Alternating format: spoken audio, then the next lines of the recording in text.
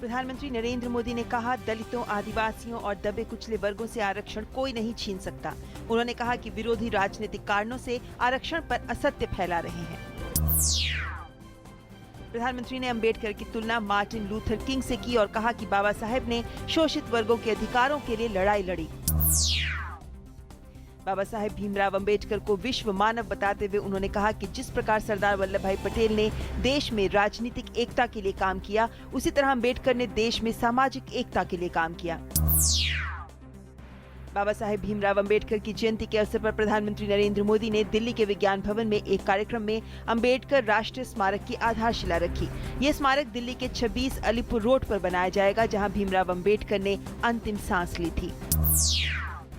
अंबेडकर राष्ट्रीय स्मारक में एक भव्य और अत्याधुनिक ऑडिटोरियम का निर्माण होगा। प्रधानमंत्री ने कहा कि इस स्मारक का निर्माण कार्य वर्ष 2018 तक पूर्ण हो जाएगा और वो इसका उद्घाटन करने आएंगे।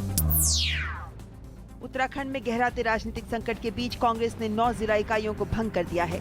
उत्तराखंड के पूर्व मुख्यमंत्री विजय बहुगुणा के पुत्र साकेत बहुगुणा और उत्तराखंड कांग्रेस महासचिव अनिल गुप्ता को पार्टी विरोधी गतिविधियों में लिप्त रहने के आरोप में पार्टी से 6 वर्षों के लिए निष्कासित कर दिया गया है। उत्तराखंड विधानसभा अध्यक्ष ने कांग्रेस के 9 असंतुष्ट विधायकों को कारण बताओ नोटिस जारी किया है।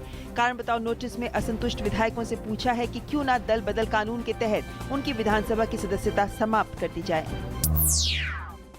भाजपा के वरिष्ठ नेता सुशील मोदी सहित 3 विधायकों ने बिहार विधानसभा के बजट सत्र के दौरान विधायकों से मिले उपहार लौटा दिए हैं। इसके साथ ही उन्होंने इस परंपरा को खत्म करने की भी बात कही है। सुशील कुमार मोदी ने कहा है कि उन्होंने इस आधार पर माइक्रोवेव ओवन सहित कई उपहार लौटाने का निर्णय किया कि लाखों स्कूल शिक्षकों को 4 महीने से ज्यादा समय से वेतन का भुगतान नहीं किया जा रहा। वहीं शिक्षा विभाग ने शुक्रवार को विधायकों को माइक्रोवेव ओवन दिए थे।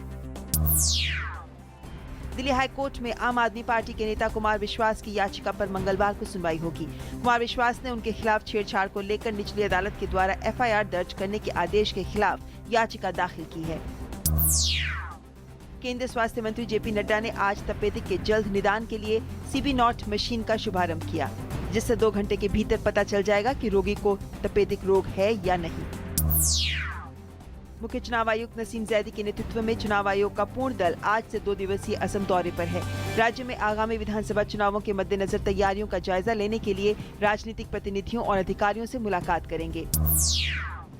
केंद्रीय वन एवं पर्यावरण मंत्री प्रकाश जावड़ेकर ने मुंबई के देवनाथ डंपिंग ग्राउंड की अवस्था पर चिंता जाहिर करते हुए कहा कि इस सिलसिले में केंद्र ने एक विशेष दल को जांच के लिए मुंबई भेजा है और ये दल 1 सप्ताह के भीतर अपनी रिपोर्ट दे देगा।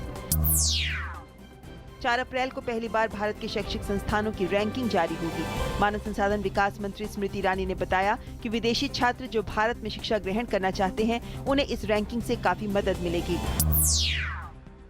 स्मृति ईरानी ने बताया कि आईआईटी काउंसिल ने यह भी फैसला किया है कि सार्क और अफ्रीका के 8 देशों के विदेशी छात्र वर्ष 2017 से आईआईटी जेईई परीक्षा में सीधे शामिल हो सकेंगे।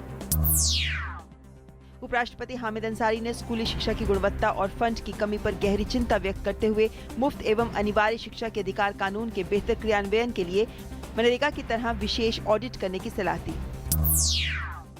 सरकार ने लगभग 7,261 करोड़ रुपए के 15 प्रत्यक्ष विदेशी निवेश के प्रस्तावों को मंजूरी दी है। साथ ही 6,885 करोड़ रुपए के एक प्रस्ताव को केंद्रीय मामलों की मंत्रिमंडलीय समिति की मंजूरी के लिए भेजा है। नई दिल्ली के राष्ट्रीय मीडिया सेंटर में वित्त मंत्री अरुण जेटली ने 5वां राष्ट्रीय फोटोग्राफी पुरस्कार प्रदान किया। इस अवसर पर भवन सिंह को लाइफ टाइम अचीवमेंट अवार्ड से सम्मानित किया गया। विश्व T20 में ग्रुप 2 में ऑस्ट्रेलिया का सामना आज बांग्लादेश से होगा। दोनों टीमों के लिए करो या मरो की स्थिति है। सेमीफाइनल में पहुंचने की उम्मीदों को बनाए रखने के लिए दोनों टीमों को आज के मुकाबले में जीत दर्ज करनी होगी।